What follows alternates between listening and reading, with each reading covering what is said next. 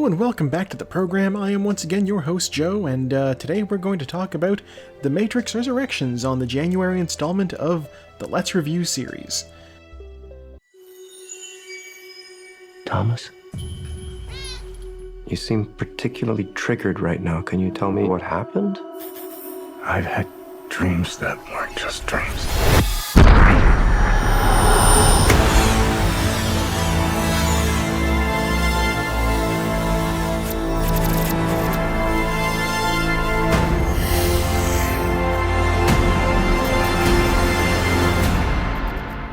Really? If you wait nearly 2 decades to follow up your trilogy, the result has to be good, right? You've had all this time to write. It worked for The Phantom Menace. The Matrix Resurrections may not have been what either Wachowski had planned, but the studio decided for them. Making the best of a bad situation, Lana Wachowski wrote a script that's both an interesting way to follow up an ending as definitive as The Matrix Revolutions, and also a huge fuck you to the idea of even making a follow-up to an ending as definitive as The Matrix Revolutions. So they call it The Matrix Resurrections, and that could go a few ways. With The Matrix Reloaded and Revolutions, it felt like they were just sort of picking our words, which they obviously had to follow suit here. There's actual reasons in the text for this. The concept of resurrection, not only did they resurrect the series here, but they also full-on resurrected 2 characters, Neo and Trinity. And not even like... We know the past versions of the Matrix have had a Neo, so it's not like they just sat back and let another Neo happen. They full-on, like Agent Coulson, reassembled him and Trinity from, like, just brought their dead bodies back. Just putting the pieces back together. Nasty stuff. Not very comfortable looking. And you gotta ask, why would they do that? What's the point? Why would a machine need to have a Neo? And we know that previous incarnations of the Matrix always had a character like Neo happen. Someone who was the one. Someone with these powers who was disruptive to the system. This one had a Neo who died. And I guess the question has to be asked, would the Matrix even work without Neo? And the answer seemed to be not really, because they give us some, like, insight into robot society somewhat. There's like an energy crunch going on. The Matrix isn't producing the electrical output that the machines need, and so there's suddenly like a machine civil war over resources, which is a neat concept, and I wish they'd done more with it than just mention it in passing. That's a whole thing, is that we get this idea of human society. The Matrix, obviously, inside the Matrix, there is the one city that everything takes place in, the Mega City it's called.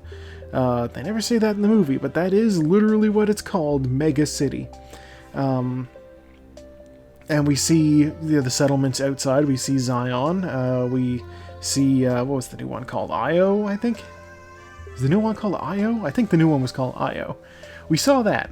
And we see brief glimpses of these societies. So the fact that we never once see what's going on with the machines. We know that the machines are their own culture. We've given them AI and they have their own thing going on. But we don't really know. Just a glimpse into the life of a machine might have been interesting, but maybe it's just too alien to pull off on screen. I don't know. It's important to note that in this film, they are straight up calling out the fact that it's a terrible idea to be making a Matrix 4. I know you said the story was over for you, but that's the thing about stories. They never really end, do they? Huh? The first act of the film is just shitting on the concept. There's that one scene where they just... Matrix 4? A sequel to the trilogy? I'm sure you can understand why our beloved parent company, Warner Brothers, has decided to make a sequel to the trilogy. What? They informed me they're going to do it with or without us. I thought they couldn't do that. Oh, they can. And they made it clear they'll kill our contract if we don't cooperate. Really? It's kind of a Freddy got fingered situation where they're just like, well, I guess I'm doing this. Let's make fun of the people who are making me do this. Okay, because I had $1 million, okay? And then I spent $150,000 on the jewels, okay? And then I spent $100,000, I rented a helicopter, okay? And then you add the $750,000, that's all my money. That's all my money gone. It's $1 million gone. No, easy come, easy go. It's interesting that they decided that the video games, specifically the Matrix MMO, Enter the Matrix, I think it was called, that was straight up canon in the film franchise. Obviously, the Animatrix also is. It's been a while since I watched that. That might actually have. That might have the whole I wish we had Machine Society shown to us. That might happen in the Animatrix. It's been that long, I don't even remember. I'll have to rewatch that. But yeah, they tied in the video game. They decided that the MMO was canon. That's why we don't have Morpheus in this. He died in the video game. But we sort of have Morpheus because they did the whole thing where Neo cloned Morpheus and put him into the, what do they call it? Like a modal? Yeah, basically Morpheus was cloned and put into an agent. Now, they could have done something with that where they actually made the agent look like Lawrence Fishburne, but for, I guess, I don't know if he was just too busy to come on or not. I know that that Hugo Weaving just looked at this and said, oh no, I'm not doing another Matrix movie. No, this is a stupid idea. I don't need your money, I was in Lord of the Rings. Hugo Weaving has been in a lot of good stuff. You know, Lord of the Rings, I think he had a brief appearance in the Hobbit films, which we won't count those against him. Matrix trilogy, and he was even in Captain America. He's got money. He's set. He can turn down big jobs like these. He said no to Disney. He can say no to Warner Brothers if he wants. But yeah, so this is an interesting way to incorporate elements from the video game, and there are, of course, good ways to do a video game tie-in, and I think this is a decent way, is to say the stuff that happened in the game is canon. You can't play it anymore because the MMO servers are not online, but you read a plot synopsis, I guess. And there are certainly examples that are worse for video games being related to your movie. At last, the work of generations is complete. The great error is corrected. Somehow Palpatine returned. One thing that people have had, I've noticed a lot of people having problems with in the new Matrix film, is just the importance of Trinity in the story. Like, she's no longer this, and I know this is going to sound cliche, but she's not anymore this damsel in distress character that Neo has to, you know, run in and save. And he did have to do that a few times, but she was always being able to take care of herself. Like, in the original films, she was more badass than him at first. Dodge this. And I don't even mind the idea that she is the key to all of this. Like, Neo can't fly. He, like, lost that power when he didn't think he was Neo anymore.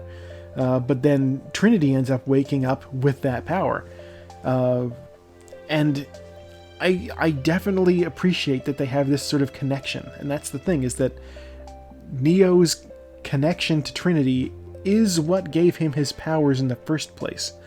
When they first brought him out of the Matrix, he was really good at the stuff, like, but he was still a human, you know, he failed the first jump, even if he was able to fight Morpheus fairly well in the sparring room.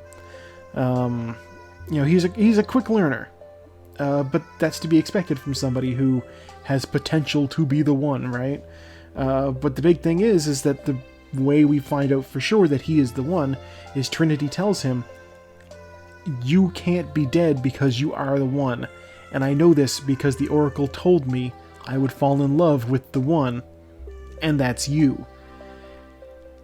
And then he, like, comes back to life. So Neo was reborn as the one And he only was able to do that because of Trinity. She had an impact on him. His powers were first shown through her, basically. She finds him, she brings him to Morpheus. The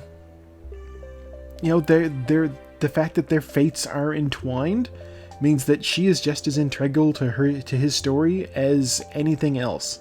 Like, the original film was about her unlocking his power, her waking him up, and this one was kind of the opposite. They had a whole explanation in Resurrection where they had a thing where they were like, oh, we couldn't get Neo to work again. They called it his source code, wouldn't activate unless Trinity was also there.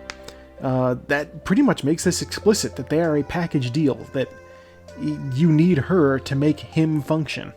It feels like that's honestly in keeping with the rest of the franchise. But a lot of people didn't see it that way. There was some new stuff, there was some old stuff, and there was some stuff that I was a little bit on. So some of the old stuff that came back, they brought back the Merovingian, or the Merv as they called him in this.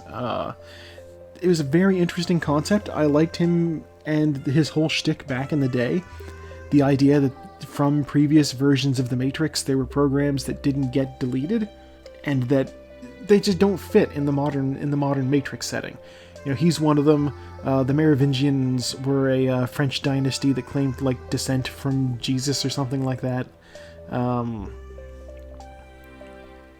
all of his goons were monsters, basically. He had werewolves, he had ghosts working for him, just shit like that. The idea that there are things in the Matrix that are the things that go bump in the night. It's interesting. That's a neat idea, and they could have done more with it than just have two albino ghosts chase Morpheus on the highway. That was certainly a choice back in Revolutions, or was it Reloaded? I can never remember which one was second and which was. Reloaded must have been the second one, just because it's such a cliche word for a sequel movie. In this, they didn't look terribly monstrous. They had somebody catch bullets with their teeth, and that's how they realized, oh, these are monsters we're fighting, okay. So, they're fun. They're a fun concept. Maybe they could have used a little more execution. I will say, shout out to the fact that they just had, tie into the earlier section where I said that the first act of the film was just shitting on how bad of an idea it is to make this film. The whole fight there with the Exiles and the Merovingian, and Smith shows up. The Merovingian is just standing off in the side, talking about how much shittier this version is, and how back in the original trilogy, they had class, and they had actual, panache. It's very meta, I think. We had grace, we had style, we had conversation. And that's the thing with this, is that they were like, they want us to make this movie. I don't want to make this movie. What am I going to do? Oh, it escaped onto the screen. They have Bugs and her crew escape through a door, and it exits out into a train. And they don't make this explicit, but it feels too obvious to not be the case. In Reloaded, they had that character, the Keymaker, and he had his ring of keys, and he could basically open a door to these back hallways that connect various points of reality to each other. You could, if everything didn't all happen in Mega City, he could put the key in a door and then open up a doorway to fucking Hong Kong if you wanted, and that is something that they make use of here, and I think that that's supposed to be his technology, his power, being adapted, by Bugs and her crew. I think that's a thing that they can do now. They said when they were going to IO, we got better at hiding. And what better way to hide than just being able to open a door and go to a completely different part of the city? It would confuse the hell out of the agents, I'm sure. And they don't make it explicit, but again, it's too obvious to not actually be him. New stuff. So they don't use phones to get in and out anymore. They use mirrors. I saw people saying, "Oh, that's stupid." You know, obviously people don't use landlines anymore, but they still use phones. It's like nobody talks on the phone, and the mirror thing isn't actually super new. The mirror is how Neo first gets out of the Matrix. Like, that works. That fits. You know, he touches the mirror, it coats him, and then he wakes up in his fucking pod and pulls the tube out of his throat. Yeah, mirrors. Actually a very old idea, and they were just like, yeah, we figured that out. I don't think I really have an impression of how long it's been that humans have been out and about in the world and figuring out Matrix shit. It's very possible that you know, the thing with the phone lines was very much like an early version of what they're doing, and as time goes on and they figure more out, their technology gets a little more sophisticated and savvy, and so no longer do you need to actually get like a phone line. It might be easier, but a mirror is definitely a lot more convenient. You don't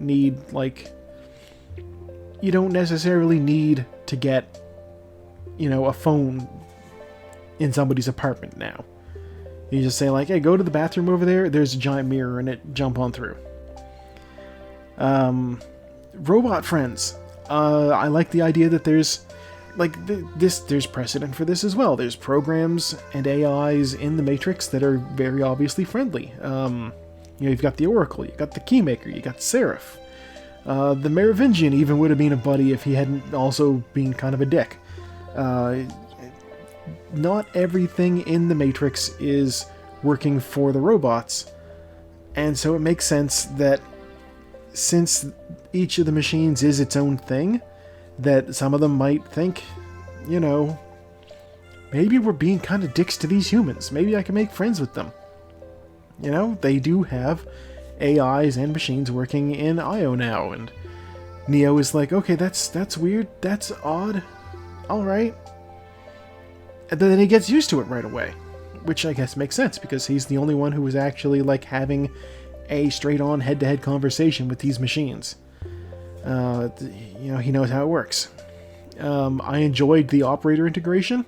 The way they did it back in the day. They had, you know, was it Tank or Dozer? Which one was it?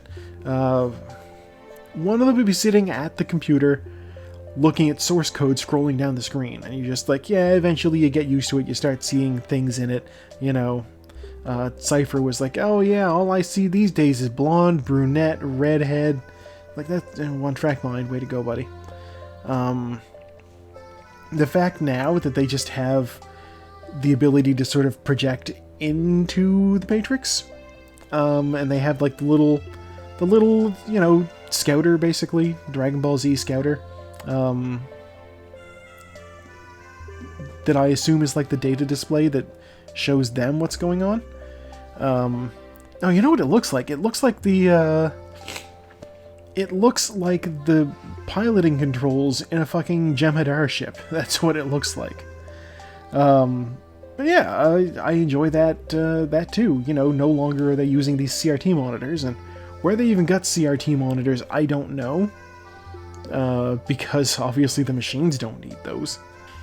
And I don't think that making cathode ray tubes is exactly something that they prioritized in Zion. I don't know. I didn't see any factories making televisions, but it could be. I also enjoyed the way that they actually hid Neo. They're like, oh yeah, we knew there was a Thomas Anderson here. We looked into it and it wasn't him. And that's because they made him look like a 60-year-old man. Just like, he looked completely different in the mirrors. And you sort of catch a glimpse of it in one scene. You know, he dumps out the pills and you can see the not him in the mirror. But he doesn't notice, of course, because it's off to his side. He's got like wraparound mirror stuff in the bathroom. I don't know why he needs that. I mean, he clearly doesn't shave. It's an interesting approach. You know, how did we not notice him? Well, we didn't notice him because he didn't look like him. And now that we know, he does look like him, I guess. I thought that was okay. That was a neat concept that they could just... They talked about the residual image in the Matrix. You know, when you plug in, that's what you look like. Even if you look very different in the real world, in the Matrix you look like this. And so Neo looking in the mirror, you know, he sees what he thinks he looks like, but everybody else sees something else because they reprogrammed his residual image. I dig that. That's not a bad idea. Iffy stuff. The new Smith. Mr. Anderson! Interesting idea. I mean, obviously, if Morpheus was put in, a copy of Morpheus was made and put into this agent, this program, and Neo did that. You know, that's something that he did, and that makes sense. How did Smith take over this thing? You know, that makes a little bit less sense. I mean, I know they were like, oh, we want to bring Smith back, you know. One of the big things from the original films, oh, you know, Neo, you got Trinity, you got Morpheus, and you got Smith. Half of those actors aren't coming back. What are we going to do? Well, we want them anyway. So let's recast Morpheus and Smith. They could have stood to, like, actually have the guy who played the new Smith actually watch the original movies and be like, hey, try to act like Hugo Weaving. You know, he's got a very specific way that he does things, you know. Mr. Anderson. Goodbye, Mr. Anderson. That cadence, that very deliberate and methodical way of speaking. And the new guy just didn't get that. Mr. Anderson! No, it can't be. So he didn't feel like Smith. And unlike Morpheus, who was actively put into a new body, which could be an excuse for why he acts differently, they didn't do that with Smith. Smith was just, for some reason, in Neo's boss. You know, recasting Smith was necessary. I get that. They could have used a little bit of better acting direction on that, I think. Finally, the concept of the analyst, Neil Patrick Harris's character. He's taking, unlike the previous architect, he's not concerned with, you know, the perfection of the Matrix. You know, when Neo meets the architect, he's very like proud of the machine, of like this, not even a machine, like this creation of his. It's like, I am the creator of this. It is perfect. There is no flaw except for you, and you always come back, and I don't know why. You're the fly in the ointment. You are the ripple in the marble that I just have to deal with. The analyst comes in, and he's not looking at this like, you know, a work of art or, you know, even a piece of architecture. Like, it's very clear the architect is approaching this like architecture. And, you know, there was a time, you wouldn't know it from all these, like, slate black panel glass monstrosities that are going up all over the city. But there was a time when architecture was very heavily tied in with artistic movements. And, I don't know, maybe we're in a new sort of like neo-brutalist phase right now or something. We had style. None of these buildings have character, but yeah, architecture is a form of art, and that is what the architect did. The analyst, on the other hand, approached it like a business, and that's, I think, one of the other one of the things in the film is that it's a very anti-capitalist screed, where they're very obviously, like, this is very obvious commentary. They're just like, oh yeah, he's talking about how he's, you know, since he took over from the last guy, he was able to get production numbers up. Things are running smoothly. It's great. Like, he's talking about production numbers. I've been setting productivity records every year since I took over. You know, number go up. It's the fucking stock market. He's making more widgets. You know, the analyst, I really have to think, was based off of the executive who said, okay, we need something. This is going to do gangbusters in theater, trust me. You know, they had the scene where they had Christina Ricci's character. Very unusual use of her in this, I must say. You know, she came out and she was like, oh, you know, these are the buzzwords for The Matrix. Original and innovative. So make another one. You know, like... Including key word association with the brand. The top two being originality and fresh. They're telling them to make a fourth installment of this franchise and be original. Like, that scene happened because somebody at the studio said that to Lana Wachowski. It was just like, I know what The Matrix is about, motherfucker. I wrote it. And that's what happened in the film, is they're like, oh, here's your notes on what The Matrix is about. And, you know, Neo's right there like, this is mine. I made it. I know what The Matrix is about. I made it. It's me. I made it. Overall, I enjoyed the film. It's not perfect. It has some very obvious flaws. Some of the fights aren't great. You know, I don't want to just say Keanu Reeves is getting old, because he is, but at the same time, he's fucking killing it in John Wick. I was kind of worried at first because he's so much older. They had fun with this, though, and you can tell this film kind of reads like a love letter to Neo and Trinity, giving them the happy send-off that they didn't get at the end of the original trilogy. This is like a happily ever after fanfic in movie form, mashed up with a fuck the way the studio works through line. You know, and as long as you're honest about that, I think you can enjoy it just fine. In the end, I have to give this film a 3.5 out of 5.